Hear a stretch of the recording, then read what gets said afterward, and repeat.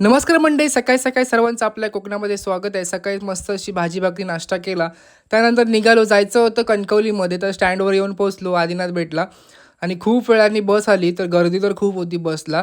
कसंबसं चढून घेतलं, पण कंटिन्यू मी उभा राहूनच गेलो शेवटी कणकवलीपर्यंत. कणकवली बस स्टँडपर्यंत आलो आणि त्यानंतर निघालो. मला जायचं होतं तहसीलला, तर तहसीलला चालत गेलो. 5 मिनिटावर आहे आणि येऊन पोचलो तहसीलदार ऑफिसमध्ये. तर तिथे मला बॉन्ड पाहिजे होते, बॉन्ड पेपर. तहसीलदारमध्ये मला बॉन्ड पेपर नाही भेटले. मग येऊन पोचलो सुमती झेरॉक्स सेंटर. तिथे भेटणार होते, पण गर्दी तर खूप होती. शेवटी माझा नंबर आला, पण माझं तिथे पण काम झालं नाही. पण शेवटी माझं काम झालं आणि नंतर मी निघालो घरी जायला. कणकवली जाता जाता सगळे चाकरमानी पण निघालेले मुंबईला जायला. तर गर्दी, लक्झरींची गर्दी खूप होती.